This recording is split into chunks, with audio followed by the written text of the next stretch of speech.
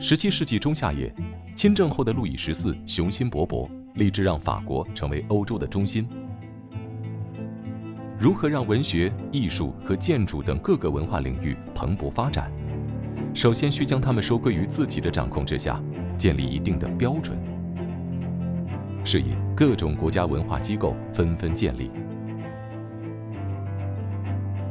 彼时的首都巴黎，塞纳河以南的哥布兰大街，一座结合了历史与创新的艺术工艺宝库应运而生。承袭自13世纪的皇家家具保管处，专门负责保护、修复以及创造宫廷所需的家具和物品。如今，我们踏足的这片始建于1937年的宏伟建筑，是于17世纪的旧址上扩建而成的法国国家家具馆，400年来一直坚守着自己的使命。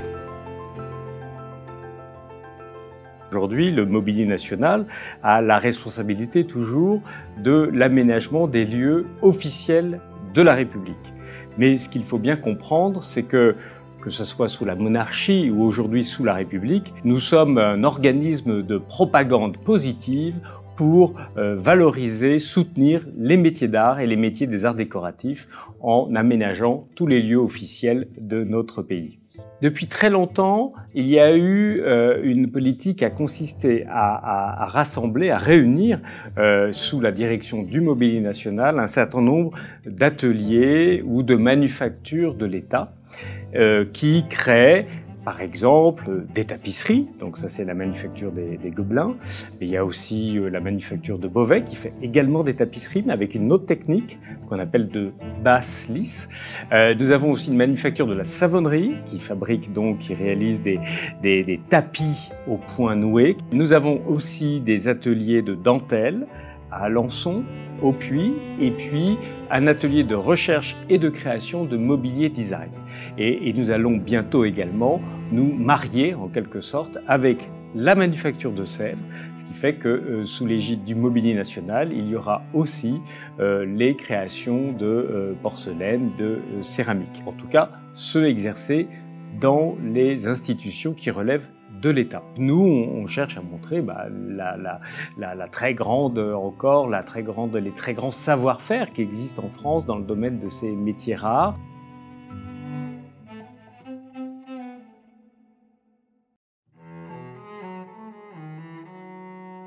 这栋伟大的建筑不仅仅是法国国家家具馆的象征，更是一个集工艺与艺术于一身的殿堂。有光线明亮的工坊，便于手工匠人的操作。也有巨大的储藏空间，足以容纳数以万计藏品。有别于工坊，储藏室的光线通常较暗，避开阳光的直接照射，以防损坏。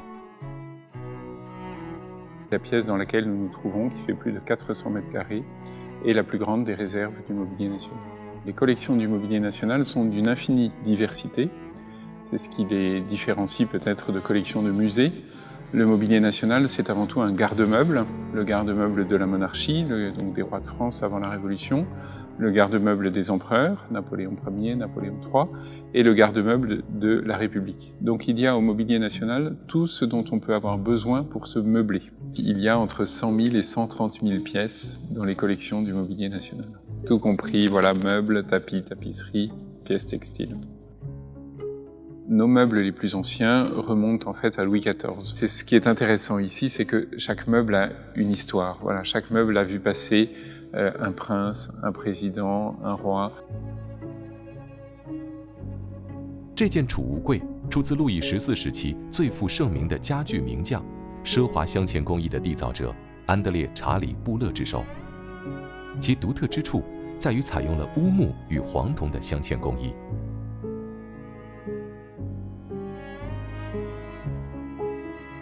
这张办公桌经由细木工匠和青铜工匠精心打造，历经2任主人。路易16和上世纪70年代的法国总统瓦莱丽·吉斯卡·德斯坦。德斯坦对18世纪的家具青睐有加，这张办公桌曾出现在他与爱丽舍宫的办公室中。见证历史变迁与权力更迭的家具远不止于此。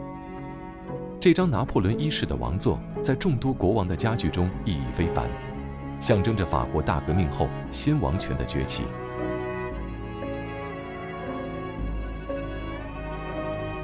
还有拿破仑的妹妹，那不勒斯王后卡洛琳缪拉的床，两端镶嵌着醒目的青铜天使，仿佛引导主人进入宁静与安眠的世界。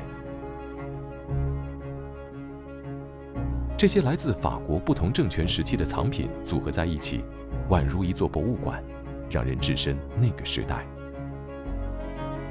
为应对藏品经年累月难以避免的侵蚀与磨损，法国国家家具馆设立了7间工坊，分别负责纺织品、家具和青铜器的修复工作。这些工坊也成为了艺术工艺传承的摇篮，培养了一代又一代的匠人。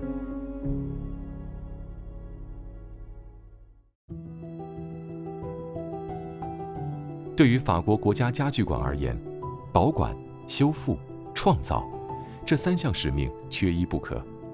4个世纪以来，这里一直是当代创作的绝佳场所，将无数才华横溢的创作者们的作品推向更高的舞台。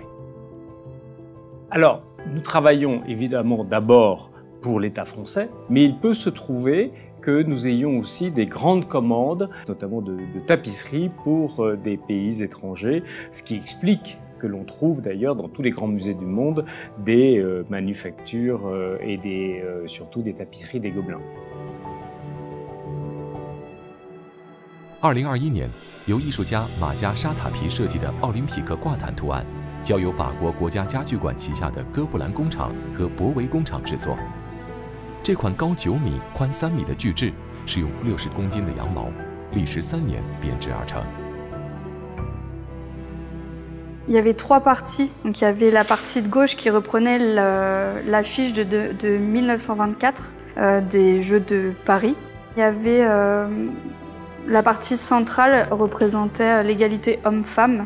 Voilà, parce que les Jeux Olympiques de Paris 2024 sont les premiers Jeux avec l'égalité homme-femme voilà, dans les sports. Et la partie de droite correspond au nouveau sport et elle a pris le breakdance et le skate.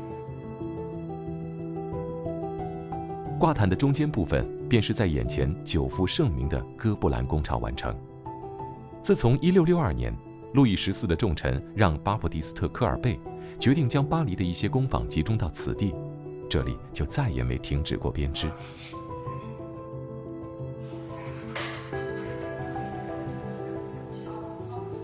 En moyenne, on dit 4 ans pour une tapisserie. C'est vraiment toute la création parce qu'en fait, le lissier, quand il va faire une tapisserie, donc il va échantillonner, donc il va aller au nuancier pour chercher les couleurs. Une fois qu'il a trouvé ses couleurs, qu'il sait un peu comment faire sa technique, là, il va commencer à monter le métier. Ça, il va monter sa chaîne d'abord, donc on a un ourdissoir. Quand on tisse, on travaille avec le carton de l'artiste. De cette peinture, on en fait un agrandissement à grandeur de la tapisserie. On en fait un rhodoïde, un calque, qu'on va venir après plaquer sur les fils de chêne devant. Donc il faut se dire que les lissiers travaillent toujours derrière la tapisserie, au dos de la tapisserie. Quand on tisse après, du coup on a nos marques, c'est nos repères pour le tissage. On a 2 nappes de chêne, donc séparées par des bâtons de verre. On va d'abord, quand on tisse, prendre la première nappe de fil. Donc on va prendre une broche, on va la passer dans la première nappe de fil et avec le bout pointu on va tasser. Avec cette couleur là par exemple, et après on va faire une petite forme et ça c'est notre geste de base.